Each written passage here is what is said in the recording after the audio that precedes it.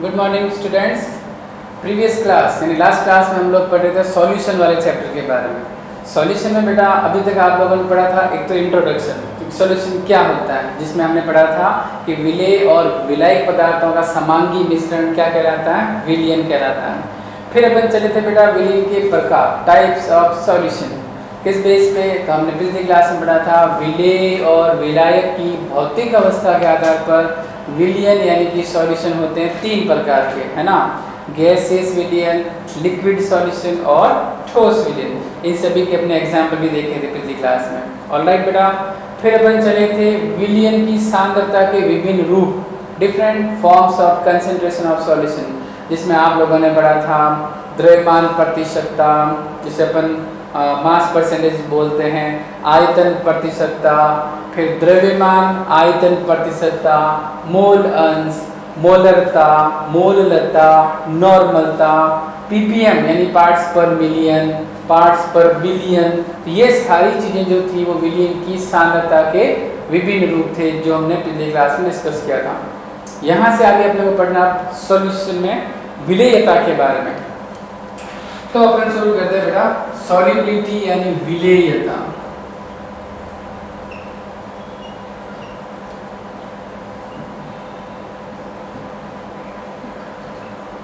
This is the second chapter, unit number 2।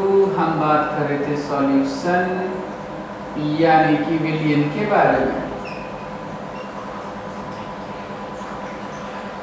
और आज की जो अपनी हेडिंग है बेटा वो है सॉल्युबिलिटी यानी कि विलेयता।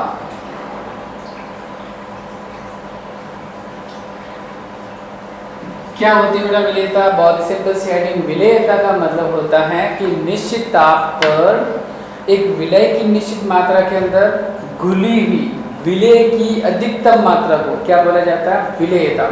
ठीक है ना, मैं रिपीट करता हूँ, देखो विलेयता का मतलब होता है एट अ कांस्टेंट टेम्परेचर, मतलब एक निश्चित ताप पर विलायक की दी गई मात्रा में, अपने पास है विलायक, ये है देखो, ये कंटेनर ले लेते हैं अपन और इसके अंदर अपने पास पहले से कौन प्रेजेंट है बताओ?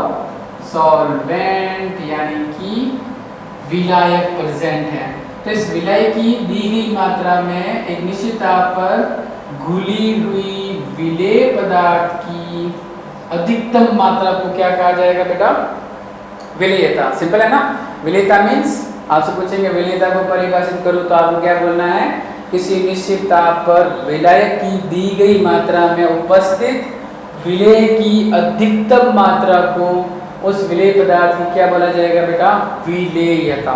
इसमें दो कंडीशंस अपन पढ़ते हैं। पहली कंडीशन है अपने पास सॉलिड इन लिक्विड यानी कि ठोस की द्रव में विलेयता। इस हेडिंग को पढ़ना पड़ेगा, ठोस पदार्थ की द्रव के अंदर विलेयता।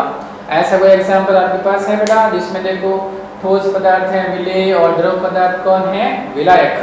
तो अपने पास एग्जांपल था, याद करो, जैसे पानी के अंदर हम क्या मिला रहे हैं? सॉल्ट को, या पानी के अंदर शुगर को, ग्लूकोज को, सुक्रोज को।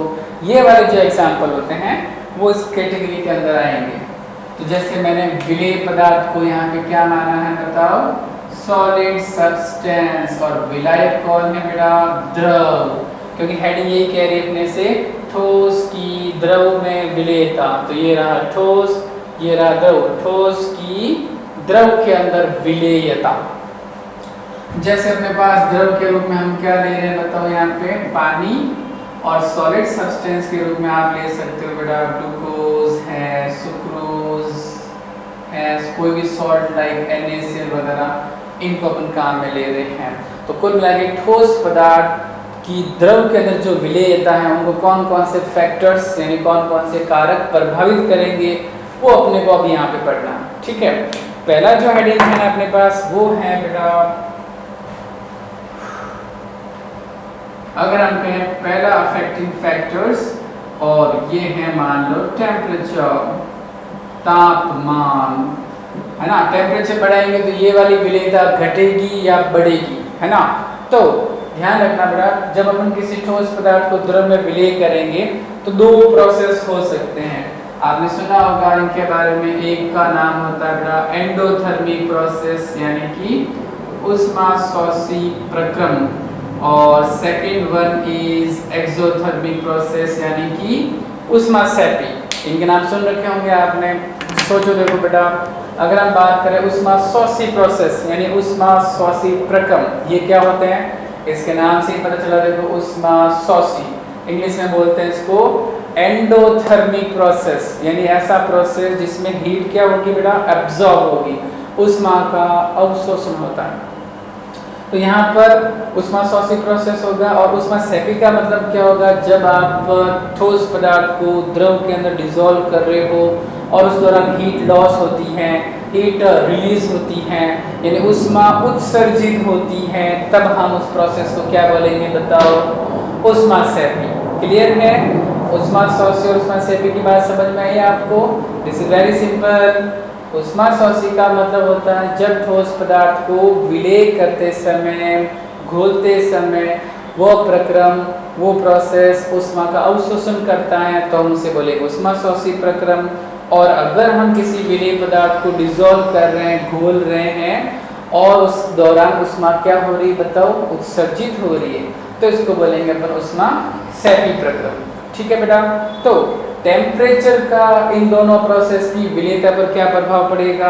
तो आपको याद रखना है, अगर हमारे पास ऊष्माशोषी प्रक्रम है तो क्या होगा बेटा? देखो, टेम्परेचर बढ़ाने पर ऊष्माशोषी प्रक्रम के लिए विलेयता का मान क्या होगा बेटा? इंक्रीज होगा।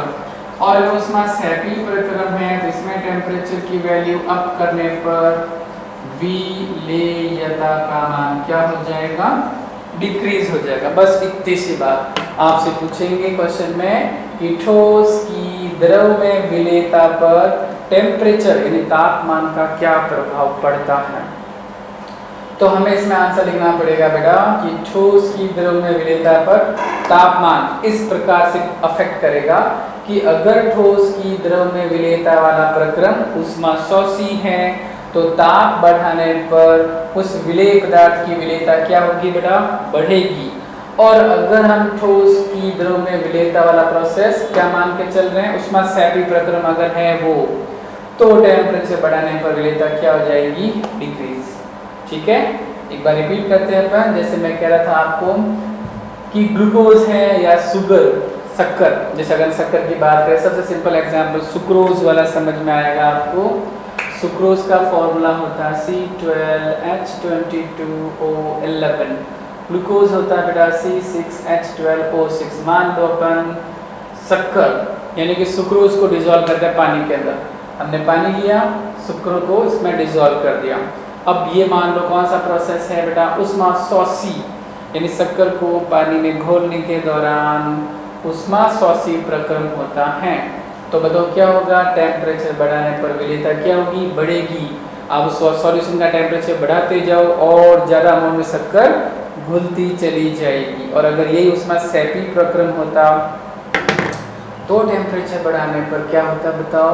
विलेयता का मान कम हो जाएगा, है ना? तो ये पहला फैक्टर था ठोस की द्रव में विलेयता पर ताप का प्रभाव।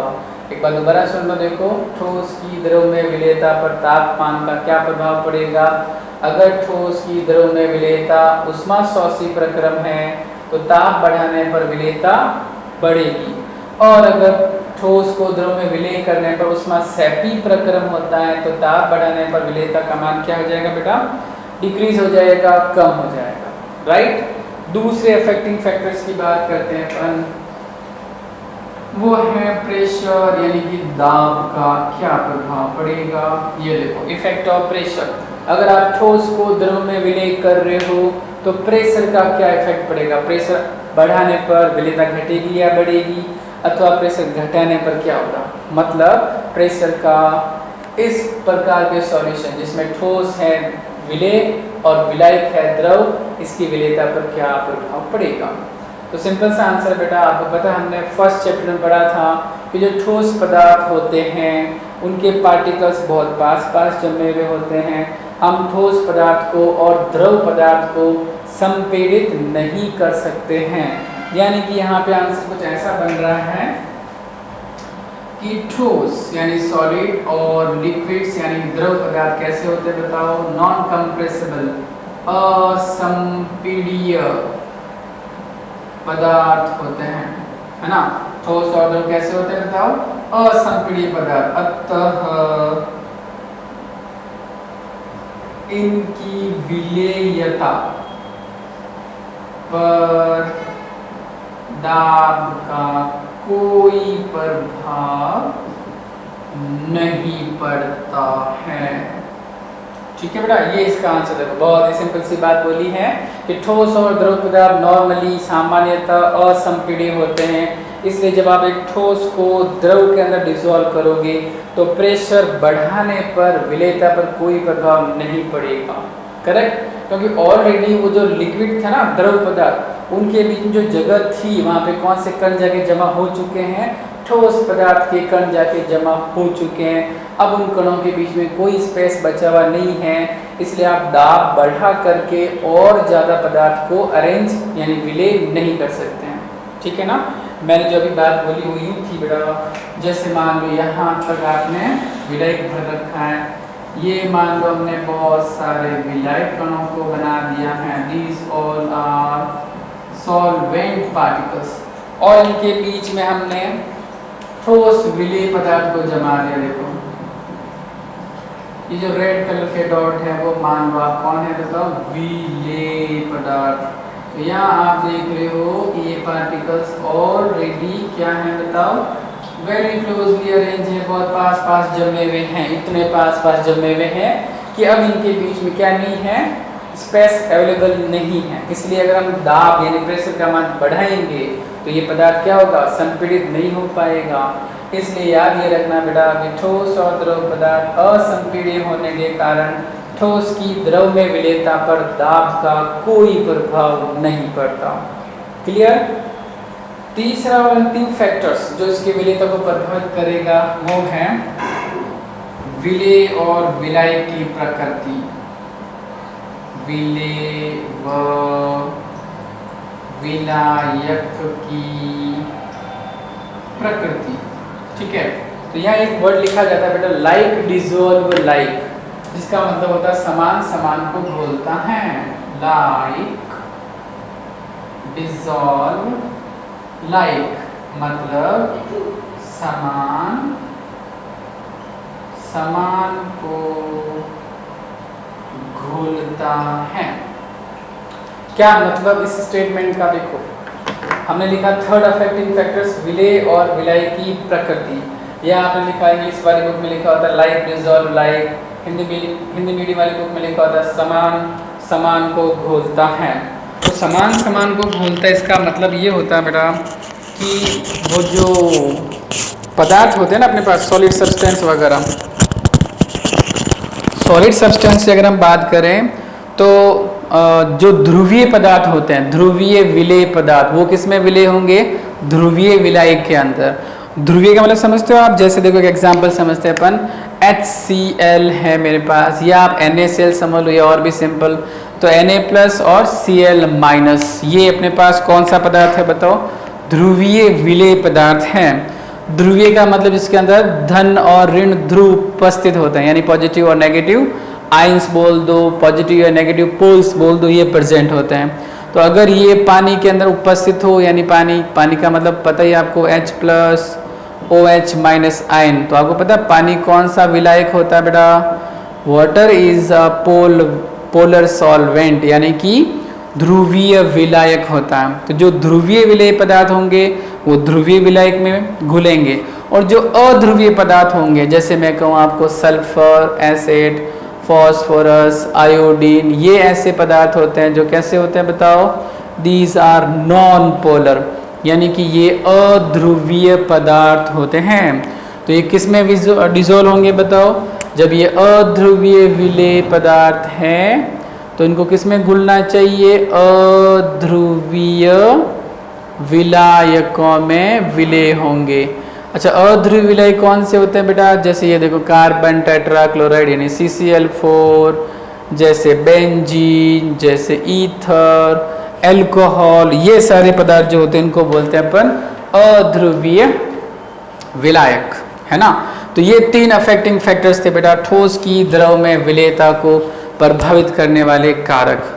हम एक बात दोबारा समझते हैं फिर इसको आगे बढ़ाते हैं। देखो अपनी हेडिंग थी आज की विलेयता यानी कि सॉल्युबिलिटी। विलेयता का मतलब होता है किसी निश्चित ताप पर विलायक के अंदर उपस्थित विलेय की अधिकतम मात्रा, maximum amount of solute which is present in a definite amount of solvent at a constant temperature, यानी कि निश्चित ताप पर विलायक पदार्थ के अंदर उपस्थित विलेय की अधिकतम मात्रा को हम क्या बोलेंगे, विलेयता। ओके, फिर इसमें 2 हेडिंग है। पहला हमने लिखा देखो ठोस की द्रव में विलेयता, यानी अपने पास विलेय पदार्थ कौन है, सॉलिड सब्सटेंस, और विलायक पदार्थ कौन है बताओ, लिक्विड। विलेय पदार्थ तो है ठोस और विलायक पदार्थ कौन है बेटा, द्रव। इस कॉम्बिनेशन को कौन कौन से फैक्टर्स यानी कौन कौन से कारक प्रभावित करेंगे अगर आप ठोस को द्रव में डिसॉल्व करने जा रहे हो तो सबसे पहला फैक्टर अपने पास आ रहा है, पहला कारक टेम्परेचर यानी कि तापमान। मीन्स अगर आप ठोस पदार्थ को द्रव के अंदर डिसॉल्व कर रहे हो तो वहाँ टेम्परेचर का क्या रोल होगा, टेम्परेचर बढ़ाने या घटाने पर विलेयता पर क्या प्रभाव पड़ेगा। तो इसमें 2 कॉम्बिनेशन थे बेटा। अगर आप ठोस को द्रव में विलेय करते हो तो उष्मा शोषी अगर प्रक्रम होता है, ठीक है, उष्मा शोषी का मतलब बताया था ऐसा प्रक्रम जो उष्मा को अवशोषित करता है उसे बोलते हैं उष्मा शोषी।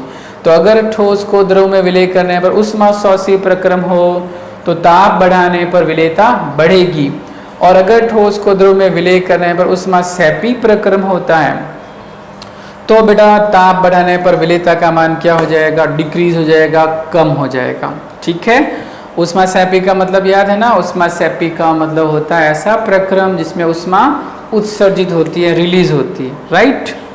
सेकेंड अफेक्टिंग फैक्टर्स यानी दूसरा प्रभावित करने वाला कारक है अपने पास प्रेशर, यानी कि दाब का क्या प्रभाव पड़ेगा जब आप एक ठोस को द्रव में विलेय करते हो।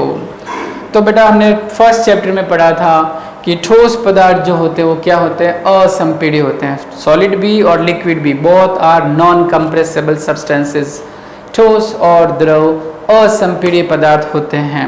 क्यों होते हैं असंपीड्य, क्योंकि इनके कणों के बीच में डिस्टेंस यानी दूरी नगण्य होती है। कण पहले से बहुत पास पास जमे हुए होते हैं, इसलिए ये पदार्थ असंपीड्य होते हैं। इसलिए जब आप एक ठोस को द्रव में विलेय करोगे ना बेटा तो वहाँ दाब का कोई प्रभाव नहीं पड़ेगा। दाब तब प्रभावित होता है जब उसका गैस वाला एग्जाम्पल लेते हैं अपन। यहाँ पर तो ठोस है ना, तो ये असंपीड्य पदार्थ है, इसलिए दाब का कोई प्रभाव नहीं पड़ेगा। एंड लास्ट जो आपने पढ़ा बेटा विलेय और विलायक की प्रकृति, इसमें लिखा होता है लाइक डिसॉल्व लाइक, यानी समान समान को घोलता है। इसका मतलब होता है बेटा कि अगर हमारे पास ध्रुवीय विलेय पदार्थ है, ध्रुवीय समझते हो ना, ये वाले देखो HCl H plus Cl minus Na plus Cl minus, ये वाले जो पदार्थ होते हैं उनको अपन बोलते हैं ध्रुवीय पदार्थ, ध्रुवीय विलेय पदार्थ। तो ये किस में विलेय होंगे, ध्रुवीय विलायक में घुलेंगे। ध्रुवीय विलय कौन है अपने पास, वाटर यानी कि H2O। तो ये जो लिखा ना समान समान को घोलता है, इसका मतलब अगर ध्रुवीय विलेय पदार्थ है तो किस में विलय होंगे बताओ, ध्रुवीय विलायकों में विलय होंगे। जैसे NaCl को किस में डिसॉल्व कर रहे हैं अपन, पानी के अंदर। क्यों, क्योंकि बेटा NaCl आयनिक कंपाउंड है, ध्रुवीय पदार्थ है। देखो Na प्लस Cl माइनस, और पानी में भी कौन से आयन्स होते हैं, H प्लस और OH माइनस आयन, इसलिए ध्रुवीय विलेय पदार्थ ध्रुवीय विलय के अंदर डिसॉल्व होगा। अगर आप NaCl को बेंजीन के अंदर या क्लोरोफॉर्म के अंदर डिसॉल्व करेंगे तो वहाँ ये नहीं घुलेगा, क्योंकि NaCl आयनिक पदार्थ है। इसको जो विलय चाहिए वो भी कैसा होना चाहिए, ध्रुवीय होना चाहिए, राइट ना। हाँ, अगर अपने पास अध्रुवीय विलेय पदार्थ है, अध्रुवीय विलेय पदार्थ जैसे देखो सल्फर लिखा हुआ है, फास्फोरस P4 लिखा हुआ है, आयोडीन लिखा हुआ, ये सारे के सारे है ना अध्रुवीय विलेय पदार्थ होते हैं। तो बताओ ये किस में विलय होंगे बताओ, अध्रुवीय विलयक। जैसे CCl4 है, बेंजीन है, ईथर है, क्लोरोफॉर्म है, एल्कोहल है, ये सारे होते हैं बेटा नॉन पोलर सॉल्वेंट, यानी कि अध्रुवीय विलायक, उसके अंदर ये विलय हो जाएंगे। करेक्ट। अब अपन इसका सेकंड कंडीशन लेते हैं। पहले तो हमने पढ़ा ठोस की द्रव में विलयता, अब क्या लेके आएंगे अपन, गैस की द्रव में विलयता। तो चेंज करते हैं अपन हेडिंग्स। इस बार अपने को डिसॉल्व करना है बेटा गैस को, किसमें, लिक्विड में। कोई ऐसा एग्जांपल सोचो आप जिसमें अपने पास विलेय पदार्थ तो कौन हो, गैस, और विलय कौन हो, बताओ, द्रव। आया कोई एग्जांपल आपके दिमाग में? बिल्कुल। अगर हम सोडा वाटर की बात करें, कोल्ड ड्रिंक्स की बात करें, या जल में घुली हुई ऑक्सीजन की बात करें, तो इन एग्जाम्पल में विलेय पदार्थ है गैस और विलायक पदार्थ कौन है, बताओ, लिक्विड, द्रव। ये है अपने पास सेकंड कंडीशन, गैस की द्रव में विलेयता। यानी कि बेटा फिर से अपने पास ये कंटेनर है, ओके, इसके अंदर मान लो ये है लिक्विड सब्सटेंस, यानी कि द्रव विलायक पदार्थ। इट इज लिक्विड सॉल्वेंट, यानी कि द्रव विलायक पदार्थ है। और इसमें हम क्या डिसॉल्व करने जा रहे हैं, बताओ, गैसियस सब्सटेंस को, गैस को विलय करने जा रहे हैं। जैसे मैंने कहा CO2 गैस है, इसको किस में डिसॉल्व करना है आपको, वाटर के अंदर डिसॉल्व करना चाह रहे हैं।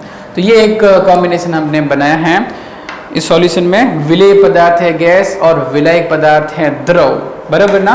हेडिंग से क्लियर है, देखो, गैस की द्रव में विलेयता, इसका मतलब गैस कौन है, विलेय पदार्थ, द्रव कौन है, विलायक। ये देखो, गैस है विलेय और द्रव है विलायक। अब इस प्रकार के कॉम्बिनेशन या इस प्रकार के सॉल्यूशन जो बनाए जाते हैं, इनको कौन कौन से कारक प्रभावित करेंगे, ये पढ़ते हैं अपन। कुल मिला के अफेक्टिंग फैक्टर्स के अंदर भी देखो वो हेडिंग्स आएंगे, जैसे टेम्परेचर, प्रेशर, गैस की प्रकृति, विलायक की प्रकृति। इन चारों को पढ़ना अपने को डिटेल में। तो सबसे पहले हम लिख रहे हैं टेम्परेचर, यानी कि तापमान का प्रभाव, इफेक्ट ऑफ टेम्परेचर, इसका क्या रोल होगा। सेकंड हम पढ़ेंगे इफेक्ट ऑफ प्रेशर, यानी दाब का क्या प्रभाव पड़ेगा। थर्ड हम पढ़ेंगे बेटा नेचर ऑफ गैस, यानी कि गैस की प्रकृति। और लास्ट जो अपने को पढ़ना है विलायक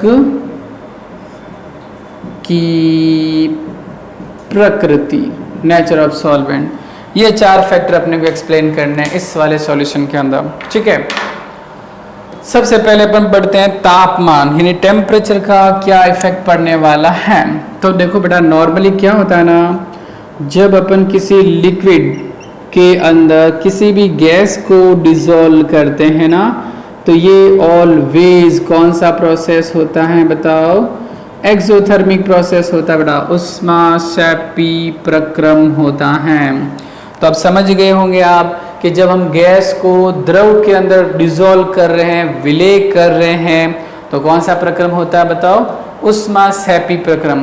तो आप समझ ही गए होंगे कि इस केस में अगर हम टेम्परेचर बढ़ाएंगे तो बताओ विलेयता का मान क्या हो जाएगा, डिक्रीज, ऑलवेज डिक्रीज होगा बेटा।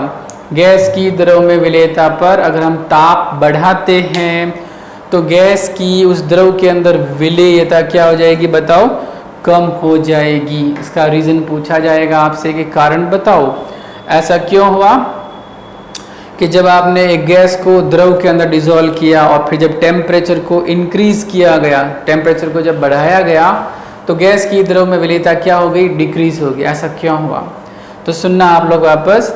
गैस जब द्रव के अंदर विलय होती है, राइट ना, गैस कौन है बताओ, विलेय पदार्थ, द्रव कौन है बताओ, विलायक।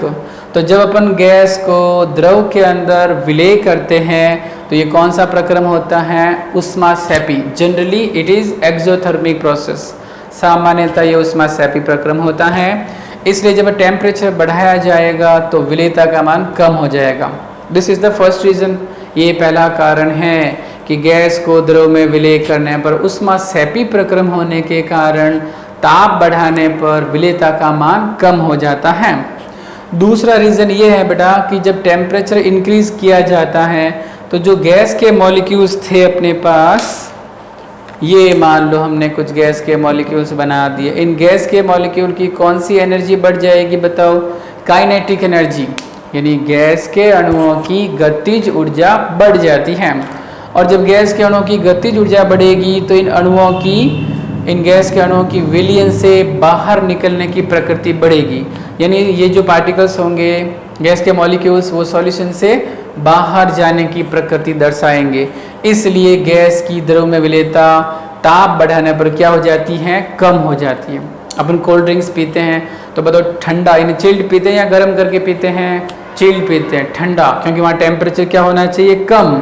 जब टेम्परेचर कम होगा तो गैस द्रव के अंदर अधिक मात्रा में घुली हुई होगी। अगर आप टेम्परेचर बढ़ा दोगे तो गैस की विलेयता क्या हो जाएगी बेटा? उस लिक्विड के अंदर डिक्रीज हो जाएगी, कम हो जाएगी।